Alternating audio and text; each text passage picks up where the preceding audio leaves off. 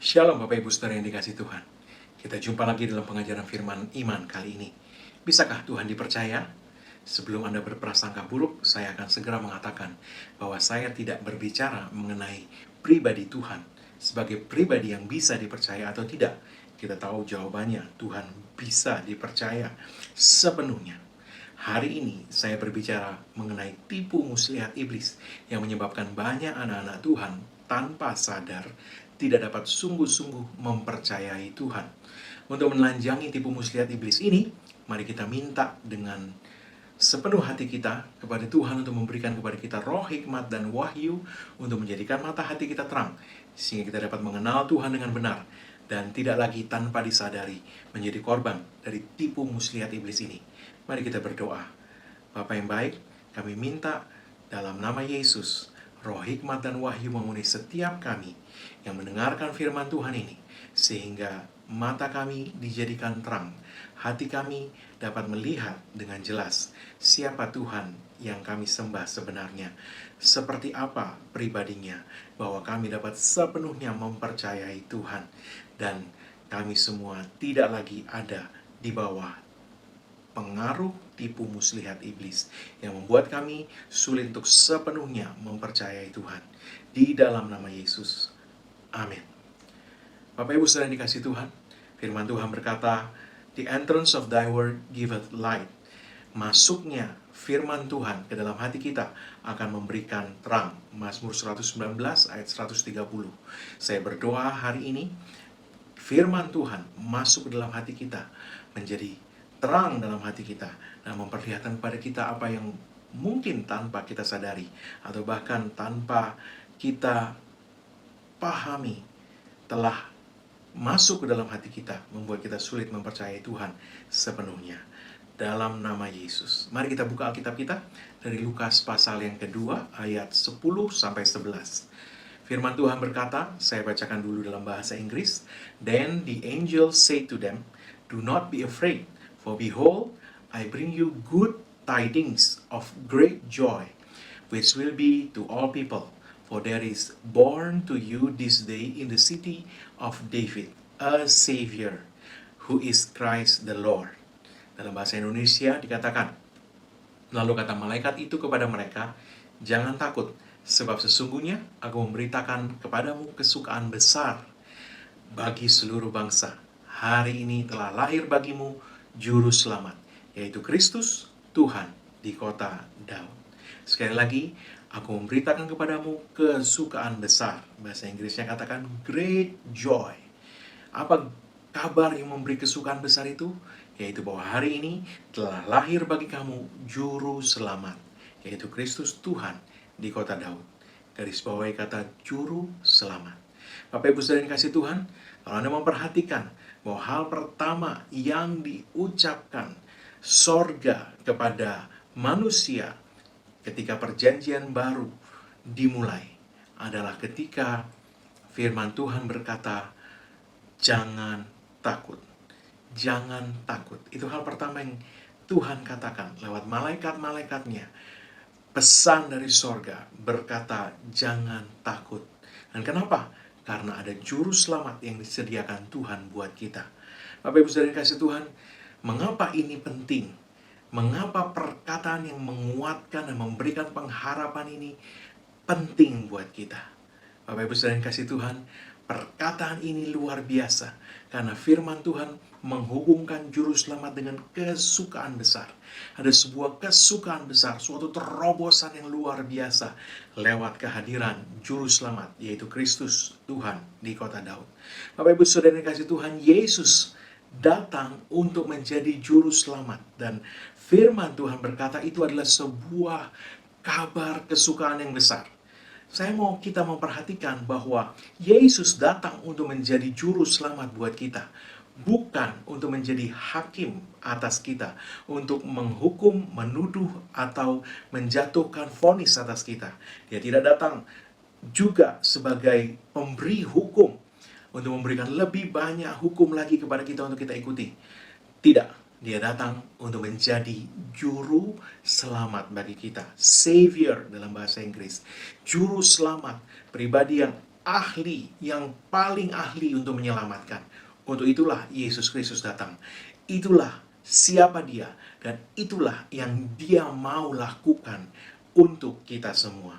Mengapa ini penting? Sekali lagi, mengapa ini penting? Mengapa ini penting untuk menjawab pertanyaan, bisakah Tuhan dipercaya? Mari kita lihat Roma pasal yang ketiga, ayat 23 sampai 24. Dikatakan demikian, karena semua orang telah berbuat dosa dan telah kehilangan kemuliaan Allah. Anda tahu bahwa upah dosa adalah maut. Berarti dosa akan selalu membawa penghukuman. Hukuman atas manusia. Semua orang telah berbuat dosa. Dan karena itu kehilangan kemuliaan Allah. Ayat 24. Dan oleh kasih karunia telah dibenarkan dengan cuma-cuma. Dibenarkan dengan cuma-cuma. Cuma-cuma buat kita. Ya, karena penebusan dalam Kristus Yesus. Kita menerima cuma-cuma. Karena Yesus Kristus sudah membayar harga penebusan buat kita. Kata penebusan berarti ada harga yang dibayar. Dan harga itu dibayar bukan oleh kita, tapi oleh Yesus Kristus untuk kita. Yesus Kristus membayar harganya untuk menebus kita. Sehingga kita hari ini menerima anugerah dibenarkan dengan cuma-cuma. Karena penebusan dalam Kristus Yesus. Saya bacakan dalam versi bahasa Inggris terjemahan Complete Jerusalem Bible untuk kita melihat artinya ayat-ayat ini lebih jelas lagi. Dikatakan, since all have sinned and come short of earning God's praise, by God's grace, without earning it, all are granted the status of being considered righteous before Him through the act redeeming us from our enslavement to sin that was accomplished by the Messiah, Yeshua. Sekali lagi dalam bahasa Indonesia, saya terjemahkan dengan terjemahan bebas. Karena semua sudah berdosa dan tidak bisa mencapai, tidak bisa memenuhi tuntutan untuk menerima pujian dari Tuhan, maka oleh kasih karunia Tuhan, tanpa kita mencapai itu dengan perbuatan kita sendiri, semua telah dianugerahi status of being considered righteous before Him, yaitu status bahwa kita dianggap benar di mata Tuhan through the act redeeming us from our enslavement to sin that was accomplished by Messiah Yeshua, melalui tindakan yang menebus kita dari perbudakan kepada dosa yang telah diselesaikan oleh Juru Selamat, yaitu Yesus, Messiah Yeshua. Di dalam versi bahasa Inggris terjemahan The Message, ayat ini berkata lebih menjelaskan lagi. Saya bacakan. Since we have compiled this long and sorry record as sinners, both us and them, and prove that we are utterly incapable of living the glorious life God wills for us, God did it for us. Out of sheer generosity, He put us in right standing with Himself, a pure gift. He got us out of the mess we are in and restored us to where He always wanted us to be. And He did it by means of Jesus Christ. Karena kita telah mengumpulkan daftar yang begitu panjang dan menyedihkan sebagai orang berdosa, baik kita maupun mereka, dan kita dengan itu telah membuktikan bahwa kita sama sekali tidak mampu, utterly incapable of living the glorious life. Sama sekali tidak mampu hidup mulia, the glorious life yang Tuhan inginkan, kehendaki untuk kita. God did it for us. Tuhan melakukan itu untuk kita. Out of sheer generosity. Out of sheer generosity, dari kemurahannya sepenuhnya, Dia menempatkan kita dalam status benar, dalam posisi right standing, posisi yang benar dengan Dia. A pure gift, sepenuhnya hadiah, sepenuhnya pemberian. He got us out, Dia membawa kita keluar of the mess we are in, dari kekacauan di mana kita berada, dan memulihkan kita kemana dia selalu sesungguhnya menghendaki kita berada. Dan He did it by means of Jesus Christ. Dia melakukan itu lewat Yesus Kristus. Jadi kita sepenuhnya tidak mampu hidup dalam kemuliaan sebagaimana yang Tuhan kehendaki. Maka Tuhan melakukan itu untuk kita dengan cara memberikan Yesus Kristus juru selamat buat kita. Sehingga out of sheer generosity, sepenuhnya karena kemurahannya, dia menempatkan kita dalam posisi benar di hadapannya. Sepenuhnya hadiah. Dia mengeluarkan kita dari kekacauan di mana kita berada dan memulihkan kita ke posisi, ke tempat di mana dia selalu menginginkan. Sebenarnya dia selalu menginginkan kita ada di sana. Dan dia melakukan itu lewat Yesus Kristus. Bapak Ibu Saudara yang kasih Tuhan, ini menunjukkan secara jelas apa yang juru selamat akan lakukan buat kita. Dia melepaskan kita dari perbudakan iblis, perbudakan dosa, dikatakan di dalam terjemahan komplit Jerusalem Bible tadi, perbudakan kepada dosa. Dia melepaskan kita dari kekacauan di mana kita berada dan memulihkan kita ke posisi keadaan di mana Allah merindukan kita ada di situ senantiasa. Bapak Ibu Saudara yang dikasih Tuhan, juru selamat kita Yesus Kristus telah melakukan itu untuk kita. Apa yang dia lakukan? Sekali lagi dia mengeluarkan kita dari kekacauan di mana kita berada dan memulihkan kita ke tempat di mana Allah menghendaki kita berada. Ke posisi di mana firman Tuhan berkata, aku datang untuk memberi kamu hidup, hidup dalam segala kelimpahan. Bapak Ibu Saudara yang dikasih Tuhan, itulah yang Alkitab katakan Juru Selamat lakukan buat kita. Dia melepaskan kita dari ketidakmampuan kita untuk lepas dari perbudakan dosa. Dia melepaskan kita dari kekacauan di mana kita berada akibat dosa-dosa yang telah terkumpul sedemikian banyak dalam hidup kita. Dan dia memulihkan kita kembali kepada kemuliaan Allah. Ya, karena semua telah berdosa dan kehilangan kemuliaan Allah. Tapi Yesus Kristus melepaskan kita dari kekacauan kita dan memulihkan kita kembali ke tempat di mana Allah mau kita berada. Di mana? Di dalam kemuliaan, artinya hidup penuh dengan kemuliaan Tuhan. Itu yang Juru Selamat kita lakukan. Nah, Bapak Ibu Saudara yang kasih Tuhan, izinkan saya menggarisbawahi satu hal mengenai Juru Selamat. Dikatakan semua yang Allah lakukan ini, semua itu dia lakukan dari kemurahan hatinya, sepenuhnya hadiah, sepenuhnya pemberian belaka. Nah, itulah yang Allah lakukan lewat Yesus Kristus ketika dia memberikan juru selamat. Nah, juru selamat saya katakan tadi tidak datang untuk memberikan penghakiman atau hukum-hukum tambahan untuk kita lakukan. Tetapi dia datang untuk menyelamatkan. Dari namanya saja, dia adalah yang paling ahli menyelamatkan. Juru selamat. Penyelamat yang paling ahli. Ya, nah, oleh sebab itu saya mau katakan bahwa ketika juru selamat itu menolong, Anda mungkin tahu lifeguard, ya, Anda pernah mungkin melihat lifeguard yang berjaga di pinggir pantai atau di pinggir kolam renang. Ketika ada orang tenggelam, yang dia lakukan adalah bukan menghakimi orang yang tenggelam itu dan berkata, pantesan kamu tenggelam karena kamu main-main di tempat dalam sih. Ya, tidak. Dia juga tidak mentertawakan orang yang tenggelam itu dan berkata, pantesan kamu tenggelam, kamu gak pernah belajar berenang sih selama ini.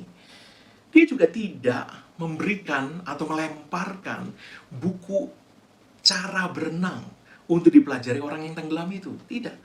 Juru selamat yang nomor satu akan dia lakukan adalah meloncat ke dalam kolam renang itu dan menyelamatkan orang yang sedang tenggelam itu. Itulah yang Yesus Kristus lakukan untuk kita.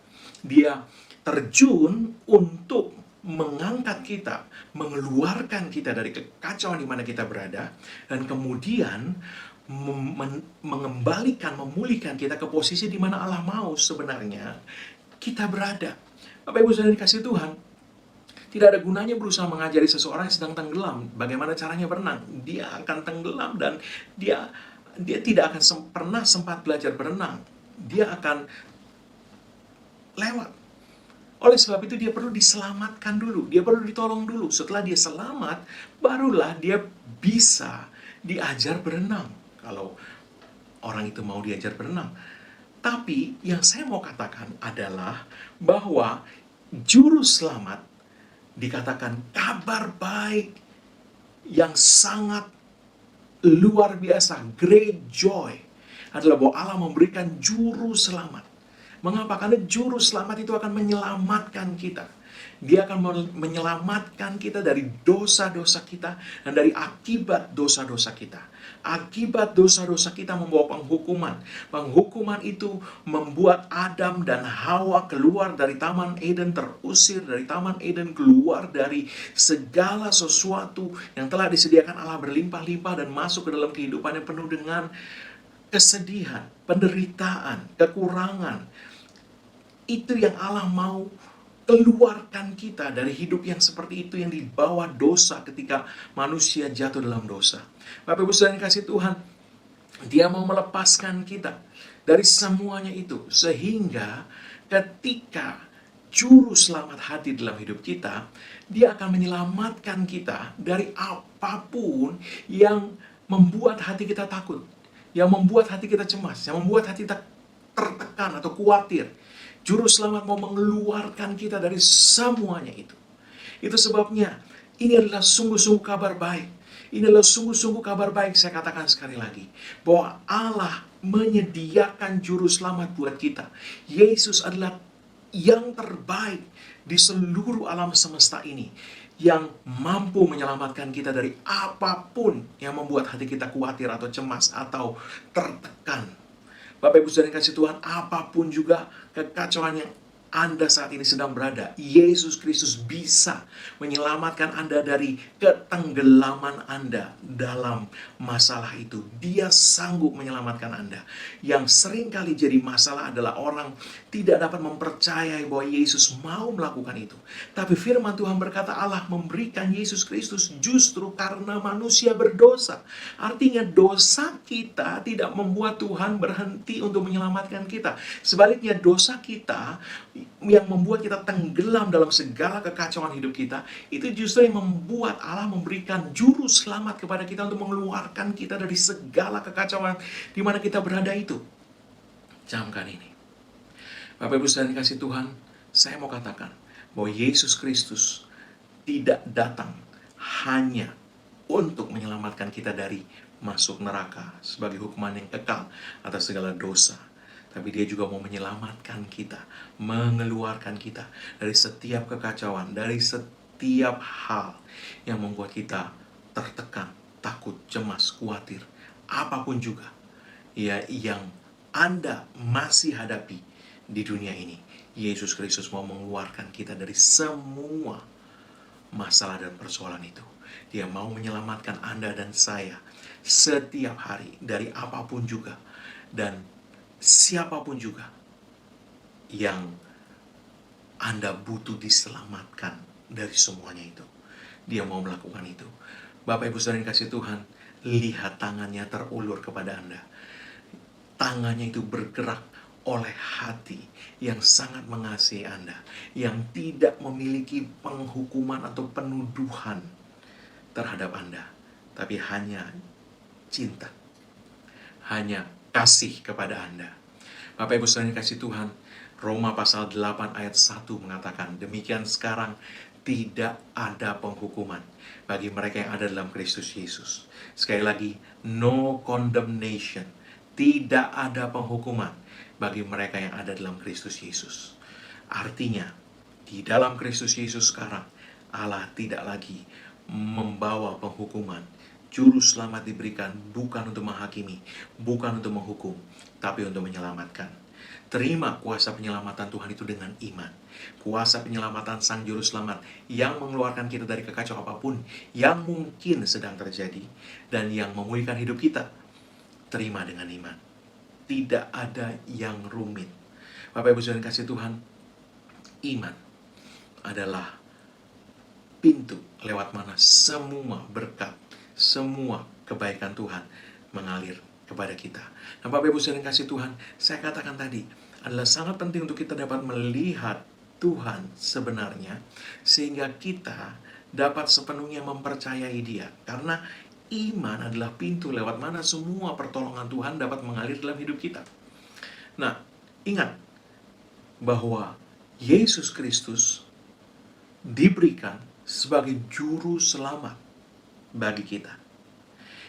Iman kepada Yesus Kristus membuat kesembuhan terjadi kepada orang yang lumpuh sejak lahir. Kita lihat itu minggu lalu. Kisah Rasul 3 ayat 16, saya bacakan lagi, dikatakan demikian. Dan karena kepercayaan dalam nama Yesus, maka nama itu telah menguatkan orang yang kamu lihat dan kamu kenal ini. Dan kepercayaan itu telah memberi kesembuhan kepada orang ini di depan kamu semua. Kepercayaan kepada nama Yesus. Nah, mengapa kita sulit mempercayai Tuhan sepenuhnya ketika ada kebutuhan, ada persoalan? Apa tipu muslihat iblis yang bermain di situ? Saya mau katakan, jawabannya adalah prasangka buruk. Kita tidak bisa mempercayai Tuhan jika ada prasangka buruk di dalam hati kita terhadap Dia. Itu sebabnya saya mulai dengan menunjukkan bahwa Allah memberikan Yesus sebagai juru selamat untuk menyelamatkan kita. Nomor satu, Allah tidak diminta siapapun, adalah inisiatifnya karena kasihnya kepada kita memberikan juru selamat untuk menyelamatkan kita. Nomor satu. Nomor dua, Yesus diberikan tidak sebagai hakim untuk menghakimi dan menghukum kita, tapi sebagai juru selamat buat kita, yaitu untuk menyelamatkan kita. Mengapa ini penting? Supaya kita bisa melihat bahwa sesungguhnya kita tidak perlu memiliki prasangka buruk apapun kepada Tuhan. Prasangka seperti apa, Pak? Saya tunjukkan tipu muslihat iblis. Tentu prasangka itu tidak disengaja dan sangat mungkin juga tidak pernah disadari. Tapi sekali lagi itu adalah senjata yang ditanamkan iblis untuk melemahkan iman kita. Prasangka itu membuat kita sulit mempercayai Tuhan. Bagaimana mungkin kita mempercayai seorang yang kita curigai? Selama kita masih mencurigai Tuhan, akan sulit untuk dapat percaya sepenuhnya kepadanya. Prasangka seperti apa? Banyak orang tanpa sadar berprasangka bahwa Tuhan akan memperhitungkan kesalahan mereka atas diri mereka. Ya, Tuhan sudah menyelamatkan saya, sudah ditebus dengan darah Yesus, tapi saya masih banyak kekurangan. Apakah hal-hal buruk ini terjadi karena Tuhan tidak berkenan kepada saya, sehingga Tuhan mengizinkan hal-hal ini terjadi atas saya? Atau ini memang penghukuman Tuhan atas saya, atas perbuatan-perbuatan yang saya lakukan bertahun-tahun yang lalu, dan sebagainya, dan sebagainya. Bapak Saudara yang kasih Tuhan, ini semua prasangka buruk tanpa disadari. Tanpa disadari kita punya prasangka bahwa Tuhan tidak sepenuhnya ada di pihak kita. Bahwa iya dulu Tuhan mengasihi kita, tapi apa hari ini Dia masih mengasihi kita seperti dulu pada waktu kita baru lahir baru? Sekarang saya sudah, setelah lahir baru, saya ternyata banyak kekurangan. Apakah Tuhan masih sayang kepada saya seperti dulu? Sayangnya berkurang nggak? Atau hari ini Dia udah agak-agak nggak berkenan kepada saya, sehingga Dia membiarkan hal-hal buruk ini terjadi kepada saya karena ya ini suatu hukuman yang memang sudah sepantasnya saya terima. Anda lihat, prasangka itu masuk, mengalir tipis di benak kita tanpa kita sadari, sehingga itu membuat kita cenderung pasif, menerima hal-hal buruk yang mungkin terjadi, yang sedang dikerjakan iblis atas nama kekurangan kita. Kita tidak berdiri dan berkata kepada iblis, tidak, kamu tidak boleh menyentuh hidup saya, apapun juga alasannya. Saya sudah ditebus dengan darah Yesus. Saya telah dibenarkan dengan cuma-cuma karena Yesus Kristus. Karena ya, saya memang bersalah, tapi Yesus Kristus telah menebus saya. Tipu muslihat yang ditanamkan iblis membuat kita tidak berani mempercayai Tuhan sepenuhnya, bahwa Dia ada di pihak kita. Dia sepenuhnya dapat dipercaya untuk menolong kita, menyelamatkan kita, melepaskan kita, dan Dia ada di pihak kita, tidak sedang melawan atau menghukum kita. Mungkin Anda berkata, bagaimana hal itu bisa terjadi?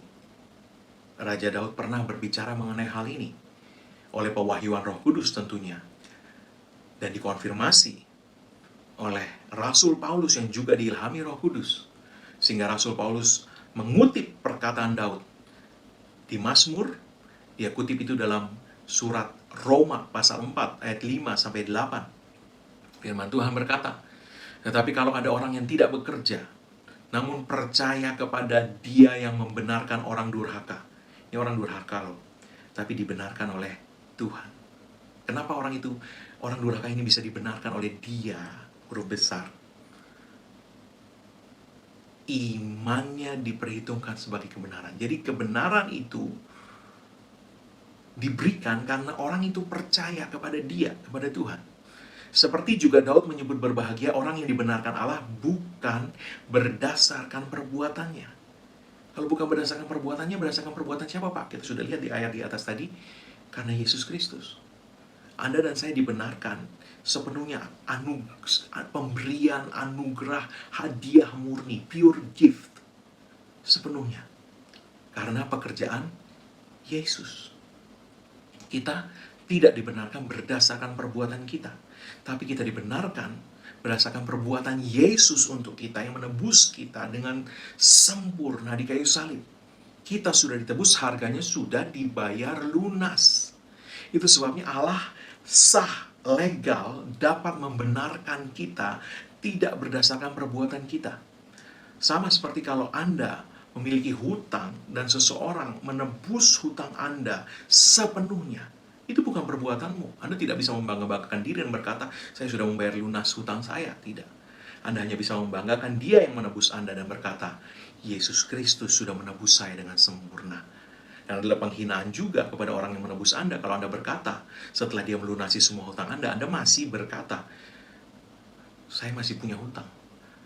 Karena itu seolah-olah berarti orang yang menebus Anda belum menebus Anda dengan sempurna. Dia belum bayar lunas. Itu penghinaan buat orang itu. Bapak Ibu saudara yang kasih Tuhan, firman Tuhan berkata seperti juga Daud menyebut berbahagia. Bahasa Inggrisnya blessed, orang yang dibenarkan Allah bukan berdasarkan perbuatannya. Berbahagialah orang yang diampuni pelanggaran-pelanggarannya dan yang ditutupi dosa-dosanya. Berbahagialah manusia yang kesalahannya tidak diperhitungkan. Tidak diperhitungkan Tuhan kepadanya.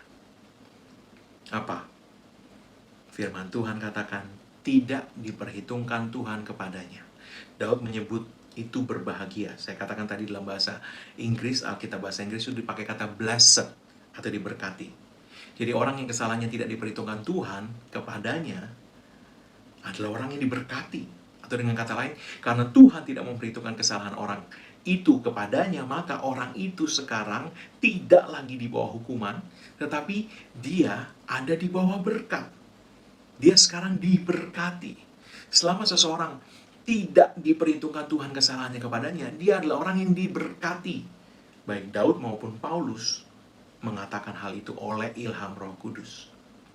Jadi, kalau orang itu adalah orang yang diberkati, atau dengan kata lain, Tuhan tidak memperhitungkan kesalahan orang itu kepadanya, Tuhan oleh sebab itu tidak menaruhkan penghukuman kepada orang itu, tetapi hanya memberikan berkat kepadanya, maka tidak ada alasan untuk berprasangka bahwa Tuhan akan melakukan sesuatu yang buruk terhadap orang itu, atau Tuhan tidak mau menolong orang itu dalam kesusahannya karena kekurangan-kekurangan orang itu. Tidak ada alasan untuk berprasangka seperti itu. Kenapa? Karena orang yang sudah ditebus oleh Yesus Kristus dikatakan Allah tidak memperhitungkan lagi kesalahannya kepadanya. Kenapa Allah bisa tidak memperhitungkan lagi kesalahan orang itu kepada orang itu sendiri? Jawabannya sederhana. Karena Allah sudah memperhitungkan itu kepada Yesus. Bapak Ibu saudara yang kasih Tuhan, iblis mungkin menaruhkan pikiran, memang Tuhan itu baik, memang Dia sudah menyelamatkan saya, tapi saya ini yang kurang sempurna, saya yang banyak kekurangan. Saya mau katakan waspada dengan tipu muslihat ini, karena ini akan menyebabkan kita menerima kebohongan iblis berikutnya yang membuat kita sulit percaya kepada Tuhan. Dan karena iman, itulah pintu lewat mana berkat Tuhan masuk, pertolongan Tuhan masuk, mukjizat Tuhan masuk ke dalam hidup kita. Maka dengan tipu muslihat iblis ini, iblis berusaha membendung itu semua dari hidup kita. Tipu muslihat iblis ini membuat iman kita lemah dan tidak bisa memiliki keberanian percaya bahwa Allah ada di pihak kita dan pasti menolong kita. Tipu muslihat ini membuat kita tidak berani percaya bahwa Tuhan pasti menyelamatkan kita dari situasi apapun yang kita sedang hadapi. Nah, supaya lebih jelas lagi kita melihat, mari buka Roma pasal 8 ayat 31-37. Dikatakan, sebab itu, apakah yang akan kita katakan tentang semuanya itu? Jika Allah di pihak kita, siapakah yang akan melawan kita? Ia yang tidak menyayangkan anaknya sendiri, tetapi yang menyerahkannya bagi kita semua. Bagaimanakah mungkin ia tidak mengaruniakan segala sesuatu kepada kita bersama-sama dengan Dia? Jika Allah di pihak kita, siapakah yang akan melawan kita? Nah, apa yang Rasul Paulus maksud dengan Allah di pihak kita? Ya, kalau Allah di pihak kita, siapa yang akan melawan kita? Akibat dari Allah di pihak kita adalah tidak ada yang bisa melawan kita. Kita pasti menang. Karena Allah di pihak kita, Dia akan menolong kita. Dia akan membela kita. Tapi apa maksudnya Allah di pihak kita? Ayat 33 menjelaskan. Siapakah yang akan menggugat orang-orang pilihan Allah? Allah yang membenarkan mereka. Ini konteks. Paulus bicara Allah di pihak kita adalah bahwa Allah membenarkan kita. Kalau Allah membenarkan kita, berarti satu-satunya yang berhak menghakimi, menghukum, ya, yaitu Allah sendiri. Tidak menghakimi kita, tetapi membenarkan kita. Berarti tidak ada yang bisa mengutuk kita. Kalau Allah memberkati kita, siapa bisa mengutuk kita? Kalau Allah memberkati kita, kalau Allah membenarkan kita, siapa bisa menyalahkan kita? Kalau Allah di pihak kita, siapa bisa melawan kita? Bisakah iblis mengerjakan sesuatu yang jahat? Kalau Allah memberkati kita, iblis bisakah mengerjakan kutuknya atas kita? Tidak bisa. Bileam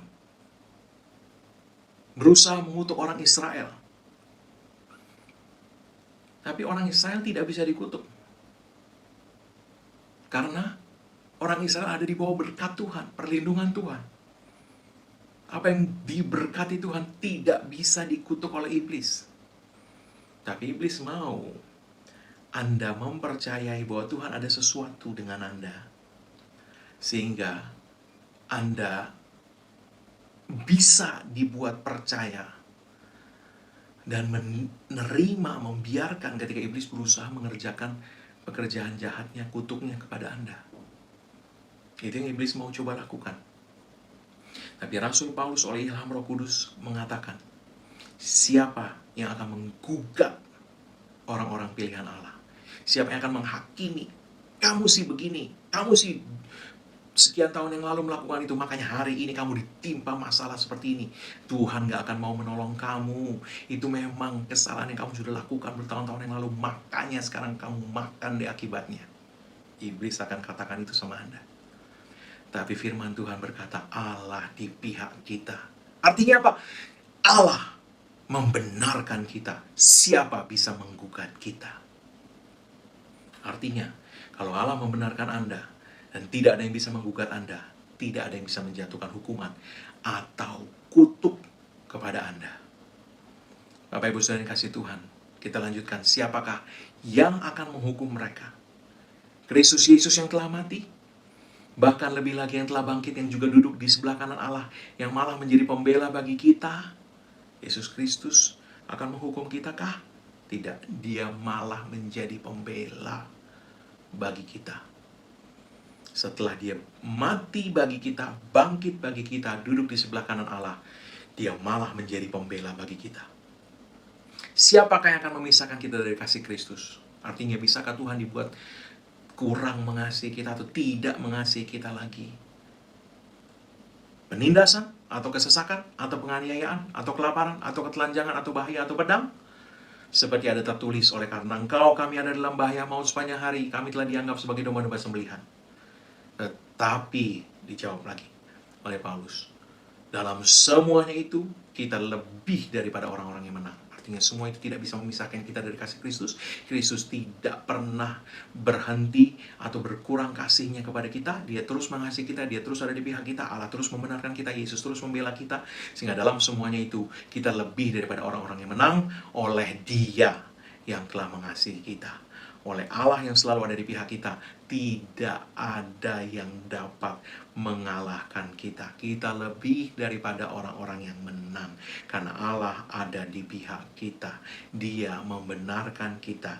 Kristus menjadi pembela kita. Tidak ada yang bisa menggugat atau menghakimi kita, menjatuhkan hukuman kepada kita. Iblis mungkin mencoba, tapi kalau Anda berdiri dan berkata, tidak iblis, tidak ada yang boleh menyentuh hidup saya, keuangan saya, keluarga saya, rumah tangga saya, apapun juga. Karena saya sudah ditebus harga yang sudah dibayar lunas, dan anugerah kebenaran telah diberikan kepada saya oleh karena Kristus Yesus. Tapi kamu dulu melakukan ini, itu, dan sebagainya. Iya.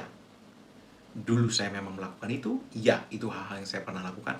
Tapi semua itu sudah selesai. Ditebus oleh Yesus Kristus. Sehingga sekarang tidak ada lagi penghukuman. Anda lihat kembali Roma 8 ayat 1 tadi yang saya sudah bacakan. Sekarang tidak ada lagi penghukuman bagi setiap orang yang ada dalam Kristus Yesus.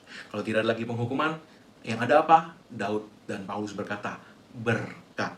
Diberkatilah orang yang kepadanya Allah tidak memperhitungkan kesalahannya kepadanya. Bapak Ibu Saudara yang kasih Tuhan, itulah juru selamat bagi kita. Itu sebabnya melihat juru selamat, melihat Yesus Kristus, melihat kebenaran firman Allah adalah sangat penting untuk menelanjangi tipu muslihat iblis yang membuat kita sulit mempercayai Tuhan sepenuhnya. Saya berulang kali katakan sepenuhnya. Kita dapat saja mempercayai Tuhan, tapi selama masih ada sesuatu dalam hati kita terhadap Tuhan, kecurigaan tanpa sadar, kita sulit untuk sepenuhnya mempercayai bahwa Tuhan ada di pihak saya. Dia pasti menolong saya dari semuanya ini. Bapak Ibu Saudara yang kasih Tuhan, Allah telah memperhitungkan segala kesalahan kita pada Yesus, menghukum semua dosa kita dalam diri Yesus, supaya kita dapat diampuni dengan legal dan sah dan dibenarkan oleh Allah. 2 Korintus 5 ayat 21 mengatakan, dia yang tidak mengenal dosa telah dibuatnya menjadi dosa karena kita, supaya dalam Dia, dalam Kristus, kita dibenarkan oleh Allah. Supaya Allah dapat ada di pihak kita. Saya ulangi dan saya tegaskan, Allah sendiri atas inisiatifnya sendiri memberikan Yesus Kristus sebagai juru selamat kita, supaya dalam Kristus kita dapat dibenarkan. Dan Daud tadi mengatakan, kalau dibenarkan berarti diberkati. Dalam Kristus Allah membela dan memberi kemenangan kepada kita. Sehingga Roma 8 ayat 37 tadi berkata, dalam semuanya itu kita lebih daripada orang-orang yang menang oleh Dia yang telah mengasihi kita. Allah sangat mengasihi kita sehingga Dia menyediakan juru selamat, yaitu Yesus Kristus. Sehingga di dalam Kristus Allah selalu ada di pihak kita. Sekali lagi, Allah selalu ada di pihak kita. Dia tidak merancangkan hal-hal yang buruk terhadap kita. Dia tidak sedang merenungkan dengan apa saya mau balas kepada orang ini segala kesalahannya. Dia tidak sedang melakukan itu. Iblis yang sedang mencari cara untuk dapat menaruhkan hal-hal buruk dalam hidupmu. Tapi Allah tidak. Pencuri datang hanya untuk mencuri, membunuh, membinasakan. Tapi aku datang supaya kamu mempunyai hidup, dan mempunyai dalam segala kelimpahan, kata Yesus. Bapak Ibu Saudara kasih Tuhan, kita hanya perlu menaruhkan iman pada Yesus Kristus untuk menerima anugerah kebenaran, pembelaan Allah, pertolongan Allah. Sebab Yesus Kristus telah diberikan Allah kepada kita untuk menjadi juru selamat kita. Tidak lebih, tidak kurang. Percaya saja kepada Yesus. Sesungguhnya, untuk lepas dari apapun pekerjaan iblis, termasuk kebiasaan dosa yang masih bekerja dalam hidup seseorang, kita butuh Sang Juru Selamat. Kita butuh Yesus untuk menyelamatkan kita. Sekali lagi saya katakan, bahkan untuk dapat hidup kudus. Hidup kudus itu penting. Kita butuh Juru Selamat untuk membebaskan kita dari belenggu keterikatan dosa dan menolong kita hidup kudus. Dan semua pertolongan itu hanya dapat kita terima dengan iman. Jadi iman kepada Yesus Kristus akan membawa pertolongan kepada kita dalam bidang apapun juga, termasuk untuk dapat hidup kudus. Garis bawahi. Efesus 2 ayat 8-9 berkata, sebab karena kasih karunia kamu diselamatkan oleh iman, saved by faith. Itu bukan hasil usahamu, tetapi pemberian Allah. Itu bukan hasil pekerjaanmu. Jangan ada orang yang memegahkan diri. Itu pemberian Allah. Bukan hasil usahamu dan bukan hasil pekerjaanmu. Itu pemberian Allah. Kamu diselamatkan oleh iman. Pemberian Allah yang kamu terima dengan iman. Ketika kita menerima, maka keselamatan itu terjadi. Keselamatan atas tubuh namanya kesembuhan. Keselamatan atas jiwa kita, roh kita, dari segala penghukuman dosa, itu namanya penebusan, pengampunan dosa. Keselamatan atas keuangan kita namanya kelimpahan, terobosan, terobosan kelimpahan. Penyelamatan atas rumah tangga kita namanya terobosan keluarga. Apapun penyelamat yang Anda butuhkan, kamu diselamatkan oleh iman kepada Yesus Kristus. Jadi, apapun itu, hidup kudus itu penting.